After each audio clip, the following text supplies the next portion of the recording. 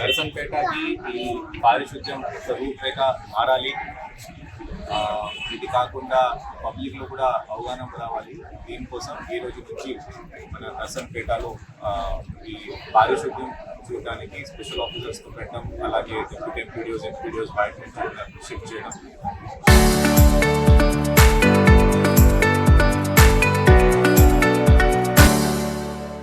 ఇది కాకుండా పారిశుద్ధ్యం ప్రణాళిక ఎలా ఉంది అది సొంతంగా చూడడానికి ఇక్కడికి రోజు నుంచి రావాలి. మనకి 20 వార్డ్స్లో ఒక 2 వార్డుకి కలిపి ఒక స్పెషల్ ఆఫీసర్ ఇక్కడ పెట్టాం. అలాగే బయట నుంచి కూడా ఈ నెక్స్ట్ ఒక వారం కోసం ఒక 200 మంది వరకు ఒక వర్కర్స్ తీసుకోవడం జరుగుతుంది. ఇది కాకుండా కొన్ని వెహికల్స్ అంటే ఒక 10 ట్రాక్టర్స్ కానీ జేసీబీ, టీఎంఎస్ ఇలా మషిన్ కూడా పెట్టాలి.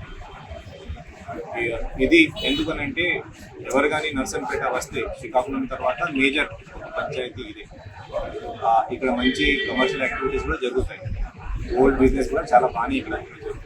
కాబట్టి మన నర్సంపేట ఒక మంచిగా పబ్లిక్లో మనం చూపించాలి, పబ్లిక్ కూడా మనకి హెల్ప్ చేయాలి. దీనికోసం ఈ ప్రోగ్రామ్ పెట్టాలి. ఇది కాకుండా పబ్లిక్ కూడా నేను రిక్వెస్ట్ చేస్తాను, ఇప్పుడు ఒక వారం 10 రోజుల లోపల మొత్తం క్లీన్ చేసి మన నర్సంపేట ఎలా ఉంటుంది అది మనం చూపిస్తాం. బట్ కానీ దీని తర్వాత ఇన్ఫ్యాక్ట్ ఇప్పటి నుంచినే దయచేసి రోడ్ మీద కాలువల్లో కానీ చట్టా వేయకూడదు. మీ ఇంటికి ప్రతిరోజు ఈ శానిటరీ సిబ్బంది రావడానికి బాధ్యత నాది. ఇంటి గవర్నమెంట్ వాళ్ళు వస్తారు, ఖచ్చితంగా వస్తారు, ఏదో ఒక టైంకి వస్తారు, అదే పర్సన్ వస్తారు. సో కాబట్టి ఆ పర్సన్ ఈరోజు రేపు మీరు తెలుసుకొని ఎవరు ఉన్నారు, ఖచ్చితంగా ప్రతిరోజు వాళ్ళకి చెత్త ఇవ్వడానికి బాధ్యత మనది. ఇది కమర్షియల్ షాప్స్ ఉండొచ్చు, లేకపోతే రెసిడెన్షియల్ ఇల్లు కూడా ఉండొచ్చు. ఇది కాకుండా ప్రతి ఒక్క కమర్షియల్ షాప్లో చెత్త కుండి పెట్టాలి.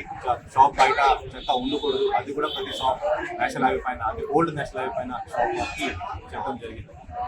ఆనరబుల్ ఎమ్మెల్యే నేను అలాగే ఎస్పీ గారు నిన్న ఈ ఊరు మొత్తం తిరిగారు.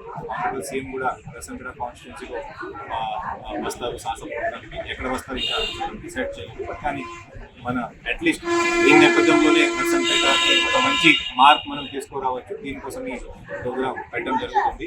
పబ్లిక్కి నాకు ఒకటే రిక్వెస్ట్, మీరు దయచేసి ప్రతి ఒక్క శానిటరీ వర్కర్కి మీరు కూడా సాయం చేయండి. ఒకవేళ తప్పుగా రాకపోతే, ఒకవేళ పొరపాటున రాకపోతే 24 గంటలు ఆ చెత్త మీ ఇంట్లోనే ఉంచుకొని మరుసటి రోజు మళ్ళీ ఆ శానిటరీ వర్కర్కి మీరు ఇస్తే చాలా చాలా బాగుంటుంది. అదే నేను మీడియా మీకు అందరికీ రిక్వెస్ట్ చేస్తాను. Thank you.